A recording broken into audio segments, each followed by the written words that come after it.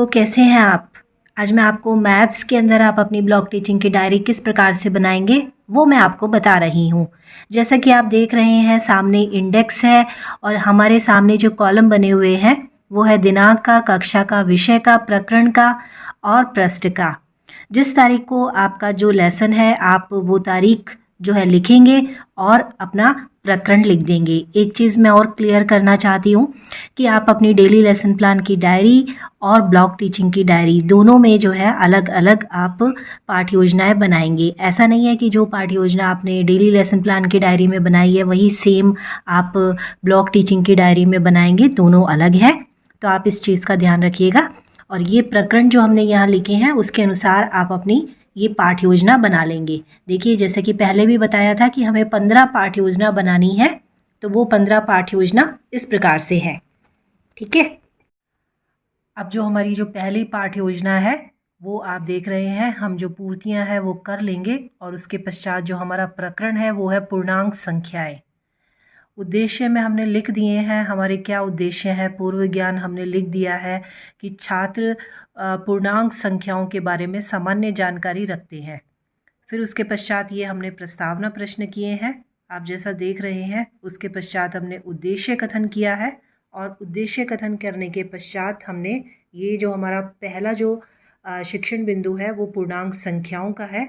हमने प्रश्न बना लिए हैं और विद्यार्थियों से उन प्रश्नों के उत्तर प्राप्त कर लिए हैं। ठीक है, इस प्रकार से आप अपना पहला जो टीचिंग पॉइंट है वो कर लेंगे। हमने यहाँ पर ये जो दूसरा है टीचिंग पॉइंट, ये दूसरा टीचिंग पॉइंट हमने लिख लिया है, जैसे कि संख्या रेखा पर पूर्णांकों का निरूपण, और दूसरा है हमारा पूर्णांक में क्रमबद्धता। तो इस तरीके से आप प्रश्न और उत्तर बना लेंगे। हमें जो ब्लॉक टीचिंग की डायरी होती है उसके अंदर कथन नहीं करना होता है, बोध प्रश्न या विकासात्मक प्रश्न नहीं करने होते हैं। आपको टीचिंग पॉइंट के अकॉर्डिंग जो है सिर्फ प्रश्न और उत्तर लिखने हैं। ठीक है, अब जैसे आप देख रहे हो हमारा जो दूसरा प्रकरण है वो है विभाज्यता के नियम। हमने यहाँ पर लिख दिया है पूर्व ज्ञान। उसके अलावा हमने ये जो प्रस्तावना प्रश्न है वो प्रस्तावना प्रश्न बना लिए हैं। उसके पश्चात आप ये देखिए कितना सफाई से हमने नीट और क्लीन काम किया है। आपको इसी तरीके से अपनी ब्लॉक टीचिंग की डायरी में अपना काम करना है।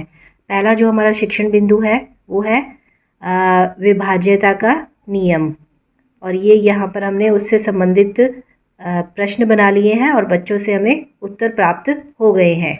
ठीक है, फिर उसके पश्चात हमारा जो दूसरा जो टीचिंग पॉइंट है वो दूसरा हमने टीचिंग पॉइंट लिखा है और उसके पश्चात ये हमारा तीसरा टीचिंग पॉइंट है। इस तरीके से आप ये लिख लेंगे और इसी प्रकार से ही जो है हमें सारी जो पाठ्य योजनाएं हैं वो बनानी है। जैसा आप देख रहे हैं हमारा दूसरी जो पाठ्य योजना है वो है दशमलव संख्याएं, और यहाँ पर हमने प्रस्तावना प्रश्न बना लिए हैं दशमलव संख्याओं से संबंधित। उद्देश्य कथन किया है और उसके पश्चात हमने यहाँ पर शिक्षण बिंदु लिखे हैं। शिक्षण बिंदु में पहला जो हमारा पॉइंट है वो है भिन्नों को दशमलव में बदलना, और यहाँ हमने प्रश्न बनाकर जो छात्र क्रिया है उसमें बच्चों से हमने उत्तर प्राप्त कर लिए हैं। ठीक है, तो इस तरीके से आप देखिए बिल्कुल क्लीन तरीके से आप अपना काम कर लेंगे। फिर उसके पश्चात जो हमारा दूसरा टीचिंग पॉइंट है वो है दशमलव संख्याओं को भिन्न में बदलना और फिर दशमलव संख्याओं को पढ़ना। तो इस तरह से हमने दोनों जो टीचिंग पॉइंट है उनके प्रश्न और उत्तर यहाँ पर बना लिए हैं। जब आपकी सारी पाठ्य योजनाएँ पूरी हो जाएंगी तो उसके पश्चात यहाँ पर आप देखेंगे कि अध्यापक उपस्थिति का जो है पृष्ठ है, जिसमें आपको जो स्कूल के अंदर उपस्थित अध्यापक हैं उनके नाम लिखने हैं, उनकी योग्यता लिखनी है, और ये एक तरीके से अध्यापकों के आने का और जाने का समय जो है किस प्रकार से जो है अध्यापक आने का समय और जाने का समय लिखते हैं और हस्ताक्षर करते हैं, वो यहाँ पर इस पृष्ठ में वो मेंटेन करना आपको आना चाहिए। कितना जो है उपस्थिति है, अगर यदि सार्वजनिक अवकाश है तो वो कितने हैं, आकस्मिक अवकाश लिए गए हैं तो वो कितने हैं, तो वो इस तरीके से आपको यहाँ पर लिखना है। ठीक है, आप इस तरह से ये काम करेंगे। देखिए कितने अच्छे तरीके से ये किया गया है। यहाँ पर ये हमने छात्र उपस्थिति पंजिका है। छात्र उपस्थिति में हमारी कक्षा में पढ़ने वाले समस्त जो विद्यार्थी हैं उनके हमने यहाँ पर नाम लिख दिए हैं और उनकी डेली की आपको अटेंडेंस लेनी है। ये अटेंडेंस हमने मीटिंग वाइज ली है। बच्चा जितने दिन आया है हमने उतने दिन जो है 1 2 3 4 5 6 इस तरह से मीटिंग्स के अनुसार जो है हमने उसकी अटेंडेंस लगाई है। कई बार हम अटेंडेंस पी यानी कि प्रेजेंट और अगर यदि एब्सेंट है तो हम ए लगा देते हैं। तो यहाँ ये मीटिंग्स के अकॉर्डिंग जो है अटेंडेंस है। आप जैसा चाहे, जैसा स्कूल के अंदर व्यवस्था है उसी के अनुसार आप अटेंडेंस लेंगे। ठीक है, ये हमारी जो क्लास है उसका टाइम टेबल है। ये टाइम टेबल आपको भरना है कि किस अंग्रेजी के दिन कितने, अंग्रेजी का पीरियड कौन सा है, हिंदी का कौन सा है, मैथ का कौन सा है, गणित का कौन सा है। तो ये सारे पीरियड्स जो है आप इस तरह से टाइम टेबल आप बना लेंगे। फिर ये हमारा जो आगे का पृष्ठ है वो स्कॉलर रजिस्टर है। स्कॉलर रजिस्टर का मतलब होता है कि कक्षा में पढ़ने वाले समस्त विद्यार्थियों की संपूर्ण जो जानकारी है उसका ब्यौरा लिखना। उनके माता का पिता का नाम और उनकी जो है जन्म तिथि क्या है, किस जाति से हैं वो और कहाँ के निवासी हैं, उनका पता, ये सारा जो विवरण है वो यहाँ पर लिखना होता है। तो वो आपको लिखना है, आप इस तरह से लिखेंगे। अगला जो हमारा पृष्ठ है वो रोकड़ का है, यानी कि कैश बुक का। कैश बुक में हम जितना भी हमारा स्कूल के होने वाले खर्चे होते हैं वो हम कैश बुक के अंदर लिखते हैं कि कितने हमने खर्च किए, कितना हमारा अमाउंट जो है पूरे साल भर में जो है खर्च किया गया, किस तिथि को खर्च किया गया, तो वो सारा आप कैश बुक में लिखेंगे। जैसा कि आप देख रहे हैं हमारा जो अगला पृष्ठ है वो स्टेशनरी स्टॉक रजिस्टर है, यानी कि कार्यालय के उपयोग में काम में ली जाने वाली स्टेशनरी कौन कौन सी है, कितनी हमने जो है संख्या में मंगवाई और वो स्टेशनरी फॉर्म कहाँ से है, वो सारी चीज़ें किस तारीख को मंगवाई, उसका क्रय मूल्य क्या है, वो सारी चीज़ें आपको इस पृष्ठ में जैसे कि आपको लिखनी है।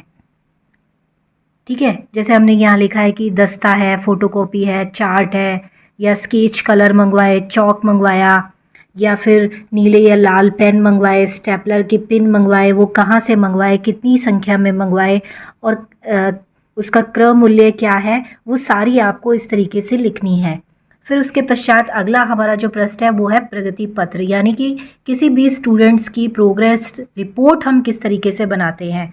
जैसे कि हम क्लास लिख देंगे, उसका जो रोल नंबर है, सीरियल नंबर क्या है, जन्म दिनांक क्या है, उसके पिता का नाम क्या है, माता का नाम क्या है, एड्रेस क्या है और फ़ोन नंबर क्या है, ये समस्त चीज़ें आप इस तरह से यहाँ पर ये प्रगति पत्र के पृष्ठ में आप लिखेंगे। यहाँ पर हम उसकी उपस्थिति लिखेंगे, यानी कि जुलाई के अंदर यदि 26 वर्किंग डे थे तो उसमें उसने 20 दिन की उपस्थिति दी। अगस्त के अंदर वर्किंग डे कितने थे और उसकी उपस्थिति कितनी थी, वो इस तरीके से आपको लिखनी है। फिर सामयिक परीक्षा यानी कि क्लास के जो टेस्ट हुए वो, और अर्धवार्षिक परीक्षा में उसने कितने अंक प्राप्त किए, कितनी परसेंटेज रही, वो लिखनी है। ये सारी आप इस तरीके से आप लिख लेंगे। फिर उसके पश्चात ये हमारा टीसी का फॉर्म है जो आप लिखेंगे कि टीसी, किसी भी बच्चे को जो टीसी है वो किस प्रकार से दिया जाता है, रिकॉर्ड किस प्रकार से बनता है, वो आपको आना चाहिए लिखना।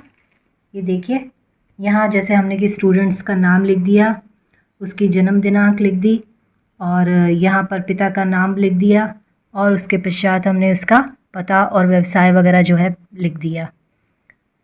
और यहाँ पर हमने उसके जो भी रिकॉर्ड रहा वो सारा, किस में कितना उत्तीर्ण हुआ, कितने नंबर आए, वो सब हमने यहाँ पर ये मेंशन किया है।